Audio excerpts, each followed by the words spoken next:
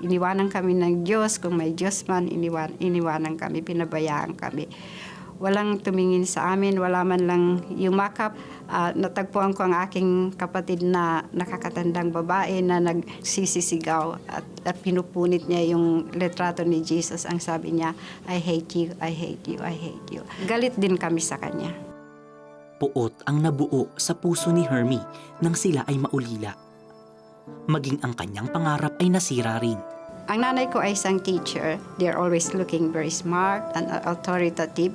Kaya gusto ko rin maging teacher. Yung tatay ko biglang nagkasakit. Mayroon pala siyang cancer sa stomach. Namatay yung father ko. Na nag-stress yung mother ko sa sobrang consumption. After 6 months, namatay na din siya. Hindi namin alam kung anong kinabukasan namin. Nawala na yung dream ka maging teacher. Nasadlak sa kahirapan sina Hermie. Ang mga nakatatandang kapatid ay nagtrabaho upang sila ay makakain. Ngunit hindi pa rin ito sapat. Gutom na gutom kami. Halimbawa, mga 3 beses sa isang linggo lang kaming kumain. Minsan may isang supot na tsaa. Minsan 7 times namin i-recycle lang para lang malagyan yung aming tiyan ng mainit. Mga kapatid kong nakakabata, lagi silang umiiyak dahil nagugutom sila. Gumigising ako sa gitna ng gabi. Pinakikinggan ko ang mga dibdib nila kung humihinga pa sila. Naging malupit ang buhay para sa kanilang magkakapatid, bunga ng magulong komunidad.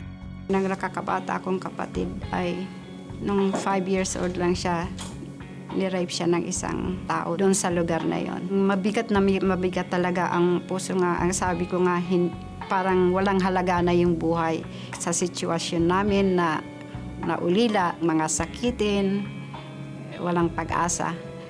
Kaya tinanggap na lang namin yun. Galit ako sa mundo, sa mga tao. Galit ako sa kung may Diyos man. Dahil siya yung Diyos, dapat aalagaan niya ang kanyang mga tao. Iniisip ko na hindi niya kami nakikita. Pagkamuhi ang pinaghugutan ng lakas ng loob ni Hermie. Nagpatuloy siya sa buhay at sinikap na makapag-aral. Matapos ang 7 taon sa high school, pinalad siyang magkaroon ng scholarship sa kolehiyo. Hindi naglaon ay nagtapos siya sa kursong civil engineering. Nakapasok agad ako ng magandang trabaho. Pero ang aking puso ay punong-puno ng bigat ng pagkamuhi, pagkagalit, ng bitterness dahil sa aking nakaraan.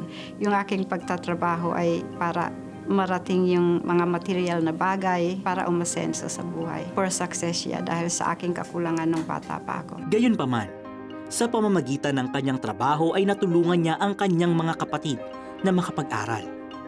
Sa kanyang trabaho ay nakilala niya ang Australia na si Warren. Nagkapalagayan sila ng loob at naging mag-asawa. Sila ay tumungo sa Australia at bumuo ng sariling pamilya.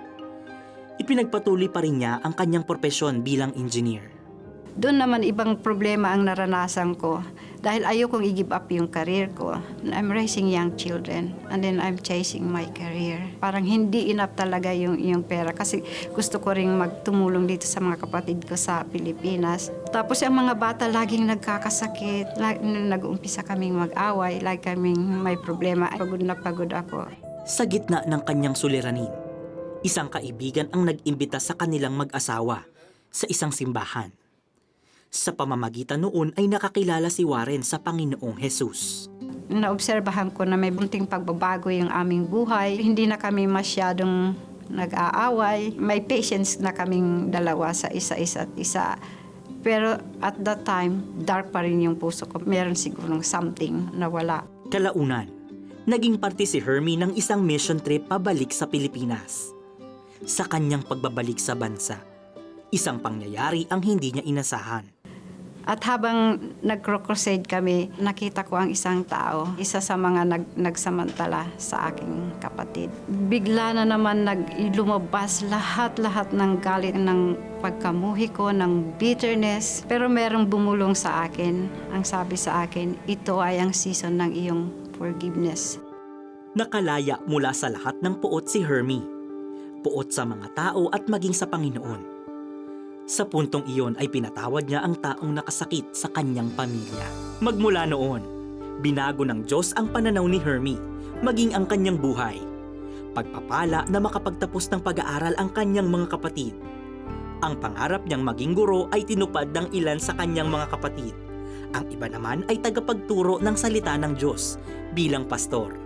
Ngayon kung titingnan ko yon, may mga bagong buhay kami ngayon. Ang kanyang love is just exceedingly and bountiful na pupunta sa amin. Naging aktibo si Hermie sa pagbimisyon sa ilang mga bansa upang ibahagi ang mensahe ng pag-asa mula sa Diyos. Philippines, nagpupunta pa ako sa ibang bansa gaya ng Cambodia, Malaysia, Pacific Islands, Solomon Islands, Singapore.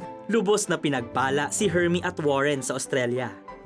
Taong 2012 ay binuksan nila ang New Life Restorations, isa sa mga nangungunang restoration company sa Brisbane, Australia, na nagsasaayos ng mga properties na nasira ng baha, sunog at maging ng mga molds. But it's so rewarding. Nakita mong na-restore mo ang property. Natulungan mo sila, na-restore mo yung normal na kanilang buhay. Kagaya rin sa nangyari sa buhay namin nung kami mga kabataan, na paano ni-restore ng Panginoon ang aming buhay from brokenness, broken spirit, out of the darkness, na ni-restore nila ngayon sa bagong panibagong buhay. Natagpuan ko ang Panginoon, kaya natagpuan ko na ang buhay. At doon ko talaga nakilala, napakasarap talaga ng meron kang pag-asa na makikita mo lamang sa Panginoon.